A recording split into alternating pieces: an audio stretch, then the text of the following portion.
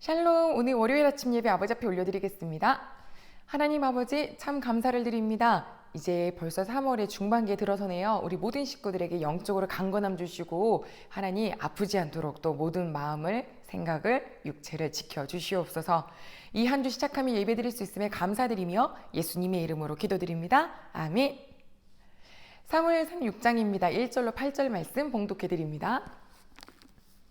다윗이 이스라엘에서 뽑은 무리 3만 명을 다시 모으고 다윗이 일어나 자기와 함께 있는 모든 사람과 더불어 바알레 유다로 가서 거기서 하나님의 궤를 메어오려 하니 그 궤는 그룹들 사이에 좌정하신 만군의 여호와의 이름으로 불리는 것이라. 그들이 하나님의 궤를 새 수레에 싣고 산에 있는 아비나답의 집에서 나오는데 아비나답의 아들 우사와 아효가 그 새 수레를 모으니라. 그들이 산에 있는 아비나답의 집에서 하나님의 궤를 싣고 나올 때 아효는 궤 앞에서 가고 다윗과 이스라엘 온 족속은 잣나무로 만든 여러 가지 악기와 수금과 비파와 소고와 양금과 제금으로 여호와 앞에서 연주하더라. 그들이 나군의 타작마당에 이르러서는 소들이 띠임으로 우사가 손을 들어 하나님의 궤를 붙들었더니 여호와 하나님이 우사가 잘못함으로 말미암아 진노하사 그를 그곳에서 치시니 그가 거기 하나님의 궤 곁에서 죽으니라. 여호와께서 우사를 치심으로 다윗이 분하여 그곳을 베레스 우사라 부르니 그 이름이 오늘까지 이르니라. 아멘. 하나님의 약속 성취되었습니다. 다윗 왕으로 세우겠다. 통일 왕국의 왕이 되었죠. 이제 이 다윗은 하나님께서 두로왕궁에 사람들을 보내셔가지고 왕궁을 세워주시는 것도 놀랍고, 블레셋 사람들 2번이나 침략하러 올라왔지만 그 수많은 군대도 하나님께서 이겨서 이기게 해주시는 것을 보고 놀랍고, 이스라엘 모든 사람들이 야, 우리 하나님께서 이렇게 든든하신 분이지 라고 하는 축제 속에 있는 것을 눈으로 보고 있습니다. 아무리 작은 나라라 할지라도 하나님이 함께 계시면 주변 국가가 함부로 할 수 없습니다. 우리 이 자리에 예배드리는 모든 식구분들이 아무리 연약한 존재라 할지라도 하나님께서 함께 하시기에 주변에 어떤 사람도 함부로 할 수 없는 그런 축복과 은혜가 있으시기를 다시 한 번 더 기도하겠습니다. 다윗은 이제 무엇에 생각이 들었냐면 법궤, 여호와의 법궤가 지난 사무엘상 초반에 보면 엘리의 제사장 아들들이 전쟁에 나갔을 때 가지고 나갔다가 뺏겼었죠. 빼앗긴 장소 블레셋 땅을 하나님께서 혼내키셨고 다시 이스라엘 땅으로 오긴 했지만 한 집에 그대로 방치된 지 20년이 넘었습니다. 그거 가지러 와야겠다. 하나님의 법궤는 곧 여호와 하나님이심을 정말 같이 동일시 여기면서 그분을 모셔와야 된다. 3만 명을 모집했어요. 엄청 많죠. 그리고 악기들도 많이 준비했어요. 새수레도 준비했어요. 이제 아비나답의 집을 갔더니 그 집에 있는 법궤를 누가 가지고 나오냐면 여기 보니까 우사와 아효, 아비나답의 2 아들들이거든요. 그들이 나옵니다. 소가 있고 수레가 있고 그 위에 법궤를 세우고 앞쪽에는 아효가 뒤쪽에는 우사가 수레요. 그리고 이제 그 수레 뒤로는 다윗과 많은 사람들이 악기를 부르면서 따라오고 있죠. 엄청난 기쁨의 행렬이었을 것입니다. 그런데 얼마 있다가 소가 뛰놀았어요. 뭘 밟았나 봐요. 어디가 잠깐 절뚝했나 봐요. 그 순간 우사는 손을 들어서 법궤를 딱 잡았어요. 어떤 마음이었을까요? 내가 지켜야 돼. 하나님께서 그를 바로 치셨습니다. 죽었어요. 3만 명의 행렬은 그대로 스탑, 얼음장이 되었죠. 하나님께서 치셨다 해서 베레스 우사라고 그 땅 이름을 지었습니다.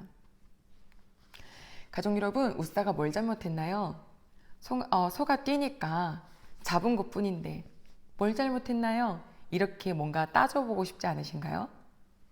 하나님께서는 신명기에 법궤를 움직일 때는 사람 손으로 하는 것이 아니라 어깨에 매라고 하셨어요. 고핫 자손이요. 그리고 그 고핫 자손도 법궤에는 손을 못 대요. 그 고리를 걸 수 있는 긴 장대를 매달을 수 있는 그거를 자꾸 거기다가 장대만 딱 껴서 어깨에다가 매는 거거든요. 법궤는 오직 대제사장만 잡을 수 있습니다. 하나님의 방법도 이미 아니었고요. 시작할 때. 그리고 우사가 잡은 것 자체를 하나님이 진노하신 것을 보면 우사의 마음으로 한번 들어가 봐야 해요. 성경에 보면 때론 왜 하나님께서 화를 내시지? 그래서 위로 올라가 보면 아무리 봐도 그가 뭘 잘못했는지를 모르겠다 싶을 때 있죠. 그거는 그 사람의 마음을 살펴봐야 되더라고요. 하나님께서는 그냥 아무렇지도 않게 그냥 아무 때나 화내시는 분이 아니시잖아요. 예를 들어 다윗이 뭐 했죠? 네, 마지막 말년에 인구조사 또 있잖아요. 내가 이뤄낸 이 마인드 갖고 있으니 하나님께서 화를 내시면서 그때 전염병으로 3일 동안 많은 사람들이 죽어나가게 하셨던 것처럼 웃사의 마음속이 예쁘지 않았던 거예요. 법궤 내가 지켜야 돼. 혹시 우리 식구들도 그런 식구 있으십니까? 교회 내가 지켜야 해. 우리 가정 내가 지켜야 해. 아니요, 못 지켜요. 내가 못해요. 하나님 지켜주셔야 합니다. 하나님 교회요, 하나님께서 끌어가시지요. 저희는 그 끌어가신 하나님 아버지 앞에 발 맞추어 걸어가야지요. 하나님, 우리 가정 내 가정 아니에요. 하나님의 가정이죠. 내 자녀 내 방식대로 아니에요. 하나님께서 끌어주셔야지요. 이렇게 주인이 누구인지 정확하게 알아야 합니다. 이 법궤가 20년 동안 넘도록 자기 집에 있었더니 그것이 마치 내가 이것을 돌봐주는 사람인 줄로 어쩌면 웃사는 생각했을 수도 있을 것 같아요. 그러나 하나님 오늘 말씀하시죠. 나는 어떻게? 내 방법으로. 여호와의 집은, 여호와의 하나님은, 여호와의 교회는, 여호와의 내 법궤는 하나님의 방법으로 한다. 사람의 힘으로 하는 것이 아니라 알려주시는 것 아닐까요? 우리 식구들 오늘 이제 일주일 살아가실 텐데요. 어제도 주일 예배를 드리시면서 말씀 들으셨죠? 말씀을 듣는 자세에 이런 식구도 있답니다. 들어보니 맞네. 이해가 돼. 아니, 그럼 바꿔서 이해가 안 되면 안 맞는 건가요? 인간의 이성이 아무리 발달한다 한들 하나님의 손톱도 없으시겠지만 그렇게 무지한 우리가 무엇 안에서, 상식 안에서, 내 지식 안에서 하나님 말씀을 내 잣대로 내려오는 아버지 이렇지 않고요. 저 정말 어린아이처럼 젖 먹는 아이처럼 하나님 말씀을 딱 잡고 아버지 말씀을 앞서서 하나님의 방법대로 이 한 주를 살 수 있게 하여 주시옵소서.